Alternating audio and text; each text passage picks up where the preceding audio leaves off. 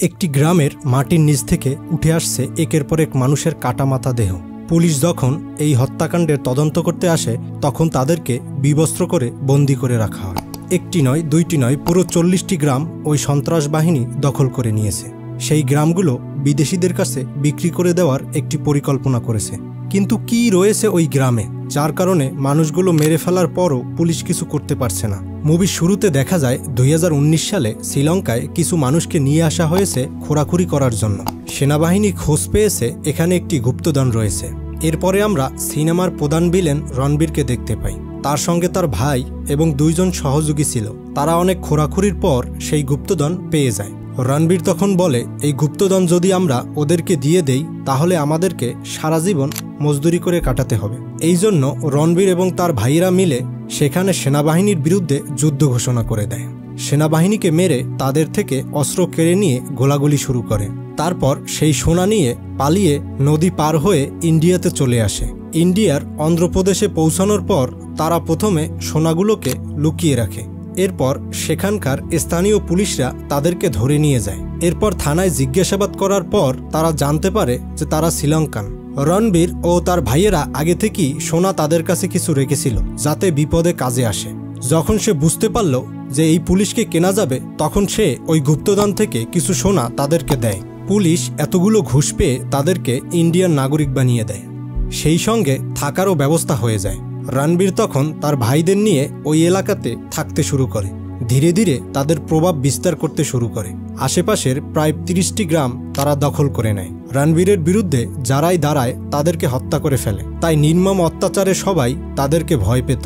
ধীরে ধীরে এই গ্রামে তাদের রাজত্ব কায়েম শুরু হয়। ইয়ং ছেলেপেলে যারা আছে তাদের টাকার প্রয়োজন থাকলে টাকা দেয়, মাদকের প্রয়োজন হলে মাদক দেয়, আর সে সবাইকে একটি করে বাইক উপহার দিয়ে তার দলে যোগদান করায়। এরপর দেখানো হয় দিল্লির রাষ্ট্রভবন, যেখানে প্রধানমন্ত্রীর কাছে একটি পার্সেল এসেছে। প্রধানমন্ত্রীর কর্মকর্তারা সেটা দেখতে পায় আর প্রেসিডেন্টকে সেটা দেখার জন্য অনুরোধ করে। সেই বক্সটা খুলে সেখানে কিছু মানুষের কাটা আঙুল দেখতে পায় আর সেখানে একটি চিঠি পাওয়া যায়। চিঠিতে একটি ছোট্ট বাচ্চা লিখেছে সে এবং তার গ্রামবাসীরা খুবই বিপদে আছে। সে স্কুলের বইতে পড়েছে সবচেয়ে ক্ষমতাধর ব্যক্তি হচ্ছে প্রেসিডেন্ট। সে চাইলে যে কোনো কিছু করতে পারে, তাই সে চিঠি লিখেছে। সে প্রধানমন্ত্রীকে বলে তাড়াতাড়ি যেন সে তাদের গ্রামে চলে আসে, কারণ গ্রামবাসী এবং সে খুবই বিপদে আছে। বিপদ কতটা ভয়ঙ্কর সেটা বোঝানোর জন্য গ্রামের লোকজন সেখানে তাদের আঙুল কেটে দিয়েছে। এরপরেও যদি প্রেসিডেন্ট তাদেরকে সাহায্য না করে তাহলে তারা নিজের মাথা কেটে তারা পাঠিয়ে দিবে। প্রধানমন্ত্রী এই চিঠি পড়ার পর বুঝতে পারে তাদের বিপদ কতটা ভয়ঙ্কর। এটা বুঝতে পারে সেখানকার স্থানীয় পুলিশরা এবং ওই এলাকার রাজনীতিবিদরা তাদেরকে কোনো হেল্প করছে না, যে কারণে সরাসরি প্রেসিডেন্টের কাছে চিঠি লিখতে বাধ্য হয়। সে কারোর উপর ভরসা না করতে পেরে স্পেশাল ফোর্সের একজন সিবিআই অফিসার সেখানে পাঠানোর সিদ্ধান্ত নেয়। তাই সে সিবিআইয়ের উচ্চ কর্মকর্তাকে ডাকে। সে আজ পর্যন্ত অনেক বড় বড় কেস হ্যান্ডেল করেছে। তার নাম সত্যজিৎ মূর্তি। প্রেসিডেন্ট তাকে স্পেশাল পাওয়ার দেয় এবং বলে সেখানে গিয়ে দেখো আসলে ব্যাপারটা কি, আর সেখানে গিয়ে আমাকে সরাসরি রিপোর্ট কর। সত্যজিৎ মূর্তি প্রেসিডেন্টের কথা শুনে সেখানকার অবস্থা কিছুটা আঁচ করতে পেরেছে। সত্যজিৎ ওই গ্রামের উদ্দেশ্যে রওনা দেয়। এরপর দেখা যায় প্রেসিডেন্টকে চিঠি লেখার সময় যারা হাতের আঙুল কেটে দিয়েছিল তাদেরকে গলা কেটে হত্যা করা হয়। আর সেই সময় ওখানে একজন পুলিশ কর্মকর্তা নূতন জয়েন করে। সে তখন ওই খুনগুলোর ব্যাপারে তদন্ত করতে যায়। মহিলা পুলিশ কর্মকর্তা সবার কাছে জিজ্ঞাসাবাদ শুরু করলে তাদের মধ্যে ভয়ে কেউই কোনো উত্তর দেয় না। তাদের মধ্যে এতটাই ভয় ছিল যে গ্রামের কোন ব্যক্তির লাশ তার পরিচয় সম্পর্কেও বলছিল না। এক সময় কান্না চেপে ধরে না রাখতে পেরে গ্রামের মহিলা তার আত্মীয় স্বজনের কাছে গিয়ে কান্না শুরু করে। আর তখন একটা ছোট্ট বাচ্চা চিৎকার করে বলে ওদের সবাইকে খুন করেছে রণবীর। মহিলা পুলিশ অফিসার যার নাম বিজয়ী, সে তখন রণবীরকে অ্যারেস্ট করার জন্য তার বাড়ির উদ্দেশ্যে রওনা দেয়। পুলিশ ফোর্স যখন জানতে পারে তারা রণবীরকে অ্যারেস্ট করার জন্য তাদের বাসায় যাচ্ছে তখন তারা না যাওয়ার জন্য অনুরোধ জানায়। বিজয়ীর সঙ্গে কিছু মহিলা পুলিশ অফিসার সেখানে থেকে যায় এবং তার সাথে যাওয়ার জন্য রাজি হয়। বিজয়ী আর মহিলা কর্মকর্তারা রণবীরের বাড়িতে চলে যায়। সেখানে গিয়ে গাড়ি থেকে নেমে রণবীরের গুন্ডাদেরকে মারতে থাকে। এক পর্যায়ে রণবীরের বউ বাড়ি থেকে বেরিয়ে আসে। তার নাম হলো ভারতী। যখন জানতে পারে তার স্বামীকে ধরার জন্য এরা এসেছে, তখন সে পালা গুন্ডাদেরকে দিয়ে পুলিশকে মারধর করতে শুরু করে এবং তাদেরকে বিবস্ত্র করে ফেলে। মহিলা অফিসাররা নিজেদেরকে বাঁচানোর জন্য গোপন একটি ঘরে গিয়ে শেল্টার নেয়। ভারতী তাদেরকে বোঝানোর চেষ্টা করছে রণবীর কি জিনিস, তার রাজত্ব কি জিনিস। এরপর পুলিশ কর্মকর্তারা প্রার্থনা করতে থাকে তাদেরকে যেন কেউ এখান থেকে বাঁচিয়ে নেয়। এরপর এই সিনেমার প্রধান চরিত্রকে দেখানো হয়, তার নাম হলো জাট। সে মূলত ভ্রমণ করতে পছন্দ করে, তাই সে ট্রেন ভ্রমণের জন্য বেরিয়েছে। ট্রেনের যান্ত্রিক ত্রুটি থাকার জন্য অন্ধ্রপ্রদেশ স্টেশনে এসে ট্রেনটা থেমে যায়। এই সময় তার প্রচণ্ড ক্ষুধা পায়। আশেপাশে জিজ্ঞেস করার পর জানতে পারে দূরে একটি ধাবা আছে। সেখানে গিয়ে সে কিছু খেতে শুরু করে। তখন সেখানে কিছু গুন্ডা চলে আসে আর ওই বুড়ি দোকানদারকে খুবই ডিস্টার্ব করে। আর তারা হোটেলে ঢোকার সময় জাটের খাবারটা নিচে ফেলে দেয়, কিন্তু এই বিষয়ে তাদের কোনো গুরুত্ব নেই। জাট এতে কিছুটা ক্ষিপ্ত হয় আর সে উঠে গিয়ে গুন্ডাদেরকে বলে, ভাই আমি খাচ্ছিলাম আর আমার খাবারটা তোমরা ফেলে দিলে, তাই তোমরা এখন আমাকে সরি বলো। কিন্তু তারা সরি না বলে তাকে ধাক্কা দিয়ে বের করে দেয় এবং মারধর শুরু করে। জাট তখন তাদেরকে মারধর শুরু করে এবং তাদেরকে এমন মারধর করে ভয় পেয়ে সেখান থেকে সবাই পালিয়ে যায়। শেষমেশ একজন বলে, তুই আমাকে মারছিস, তুই জানিস আমি কার লোক? আমার ভাই যদি জানতে পারে তোকে জাস্ট জ্যান্ত কবর দিয়ে দিবে। জাট বলে, ঠিক আছে, তার মানে তোর ভাই আমাকে সরি বলবে, তাহলে চল তোর ভাইয়ের বাড়ি। জাট তখন তাকে সাথে করে রামের বাড়িতে চলে যায়। রাম হচ্ছে এই গুন্ডাদের বস এবং এই অঞ্চলের একজন রাজনীতিবিদ। জাট যখন তার বাড়িতে ঢুকতেছিল তখন সে দেখতে পায় টাকা ভর্তি বক্স নিয়ে কোথাও বের হয়ে যাচ্ছে। সে ওদিকে লক্ষ্য না করে রামের কাছে গিয়ে বলে, তোর লোকেরা আমার খাবার ফেলে দিয়েছে, আমি সরি বলতে বলেছি। এরপর তাদেরকে যখন মেরেছি তখন তারা বলেছে তুমি সরি বলবে, তুমি তাহলে সরি বলো, আমি এখান থেকে চলে যাই। রাম তখন ওই গুন্ডাদের মতো হাসি ঠাট্টা শুরু করে আর গুন্ডাগুলোকে বলে জাটকে মারতে। জাট তখন ক্ষিপ্ত হয়ে যায় এবং সবাইকে মারতে শুরু করে, সেই সঙ্গে রামকেও মারতে শুরু করে। রাম মার খেয়ে সরি না বলে সেও বলে দেয় আর এক বসের নাম। জাট তখন বলে, ঠিক আছে, তোর বসের কাছেই যাব। এই বলে সে রামকে নিয়ে তার বসের কাছে চলে যায়। সে একটা সরকারি অফিসে ছিল, যদিও আজকে ছিল ছুটির দিন, তবুও সরকারি কর্মকর্তাদের দিয়ে জোর করে অফিস খোলা রেখেছে আর মানুষজনের জমি রেজিস্ট্রেশন করে নিচ্ছে। যেসব সরকারি কর্মকর্তা তাদের কথা শুনছিল না তাদেরকে মারধর করতে শুরু করে। রামকে নিয়ে জাট সেখানে উপস্থিত হয়। এরপর সমলুকে সে সব ঘটনা খুলে বলে। সমলু হাসতে থাকে জাটের কথা শুনে। অন্যদের মতো সেও তাকে মারতে শুরু করে, কিন্তু জাট এখানে ক্ষিপ্ত হয়ে যায় আর সমলু ও সব লোকজনকে মারতে শুরু করে। সমলু মার খাওয়ার পর সে তার ভাইয়ের নাম বলে। সে বলে, তুই জানিস না আমার ভাইয়ের নাম কি? আমার ভাই যদি জানতে পারে তুই আমার গায়ে হাত তুলেছিস তাহলে তোর গলা কেটে ফেলে দেবে। জাট যখন সমলুকে নিয়ে রণবীরের বাড়িতে চলে যায়, রণবীর সামনে আসার পর জাট সব ঘটনা খুলে বলে। রণবীর ঝামেলা না করে জাটকে সরাসরি সরি বলে দেয়। সেখানে থাকা সবাই অবাক হয়ে যায়, কিন্তু জাট অনেক খুশি হয়। এরপর সে চলে যেতে থাকে, কিন্তু সে লক্ষ্য করে কোনো একটা ঝামেলা আছে। কিছু পুলিশ কর্মকর্তাদের ড্রেস শ্রা অবস্থায় পড়ে আছে। তারপর সে সবকিছুর পুনরাবৃত্তি করে। জাট তখন মনে করে এখানে বড় একটা ঝামেলা আছে। রণবীর তখন জাটকে বলে, তুমি সরি চেয়েছো, আমি তোমাকে সরি বলে দিয়েছি, কিন্তু তুমি এখন চলে যাও। কিন্তু জাট বুঝতে পারে এখানে পুলিশ কর্মকর্তাদের আটক করে রাখা হয়েছে। সে তাদেরকে খুঁজতে থাকে। তখন রণবীরের লোকজন তার উপর হামলা করে। জাটও তাদের মারতে শুরু করে। এক পর্যায়ে সে মহিলা কর্মকর্তাদের খুঁজে পায়, সবাইকে নিয়ে বাইরে চলে আসে। রণবীর তখন বলে, ঠিক আছে, তুই এই মহিলা কর্মকর্তাদের নিয়ে এখান থেকে চলে যা, কিন্তু এই বাড়ি থেকে বের হওয়ার পর পদে পদে তুই রণবীরকে খুঁজে পাবি। সন্ধ্যার মধ্যে তুই মেয়েদেরকে নিয়ে আবার আমার এখানে চলে আসবি আর নিজের জীবনের ভিক্ষা চাইবি, কারণ এই পুরো এলাকা রণবীরের রাজত্ব।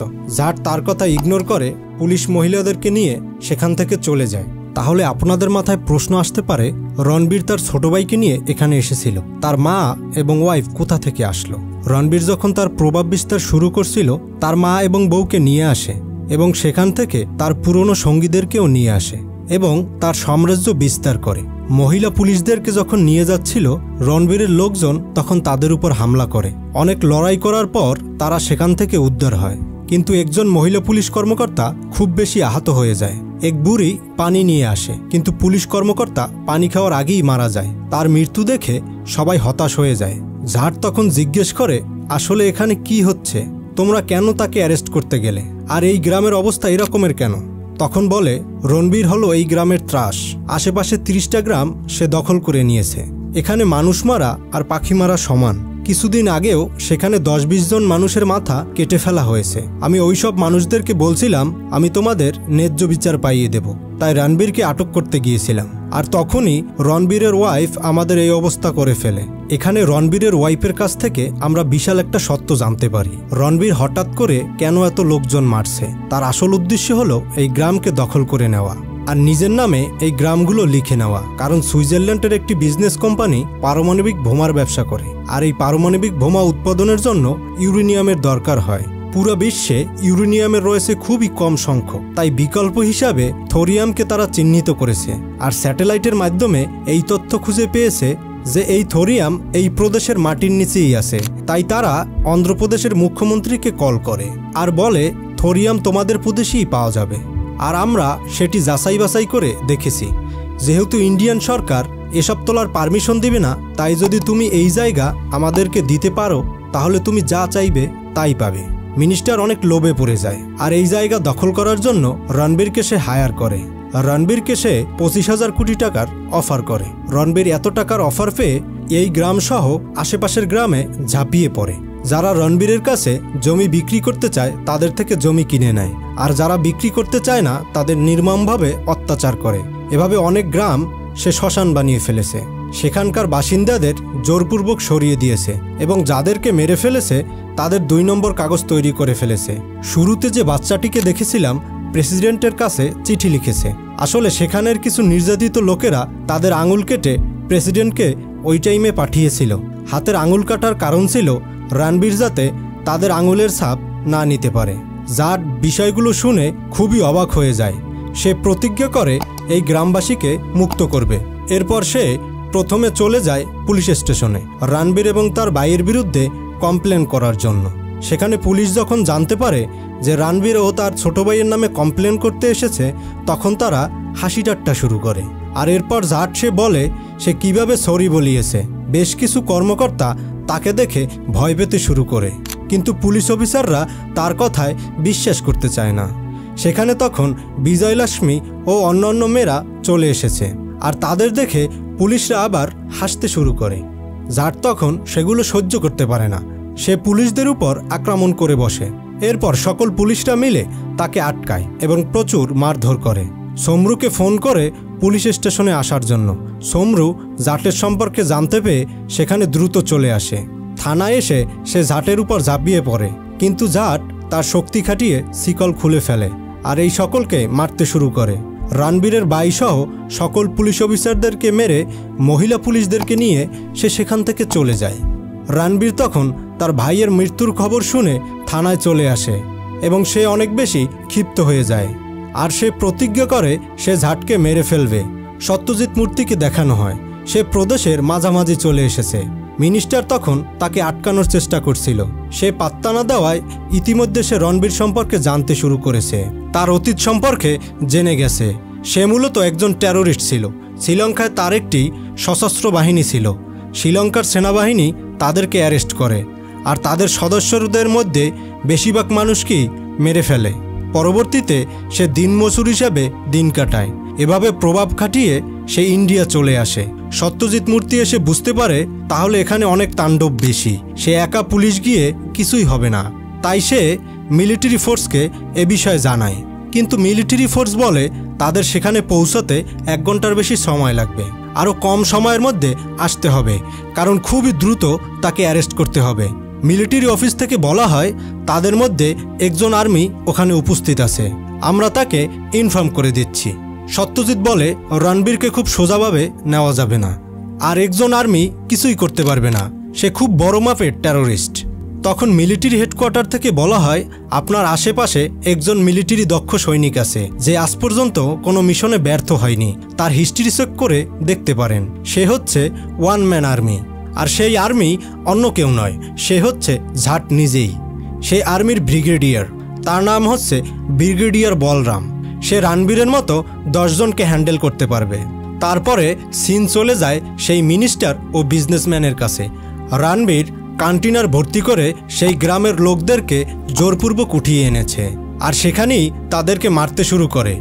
আর এখানেই এন্ট্রি হয় ব্রিগেডিয়ার বলরামের।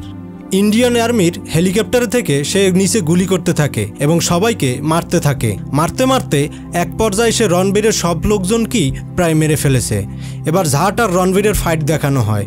ফাইটের এক পর্যায়ে রণবীর তার কাছে হেরে যায় আর গ্রামবাসীর সবাই মিলে তার গলায় ফাঁসি দিয়ে মেরে ফেলে। আর তখনই সেখানে সিবিআই অফিসার সত্যজিৎ চলে আসে। এসব পরিস্থিতি দেখার পর সে প্রেসিডেন্টকে কল করে সব কিছু জানিয়ে দেয়। সিনেমার শেষে সেই ছোট্ট বাচ্চাটিকে আবারও দেখানো হয়। সে প্রেসিডেন্টের কাছে চিঠি লিখছিল। সে জাটকে বলে, আমি জানি প্রেসিডেন্টই তোমাকে পাঠিয়েছে। আমি অনুরোধ করব বিপদে পড়লে আমাদের এইভাবে যেন প্রধানমন্ত্রী সহায়তা করে। আর এখানেই এই অ্যাকশন মুভিটা শেষ হয়ে যায়। ভালো লাগলে চ্যানেলটি লাইক করবেন, সাবস্ক্রাইব করবেন। ধন্যবাদ। দেখা হবে আবার কোনো নতুন মুভি এক্সপ্লেনেশনে।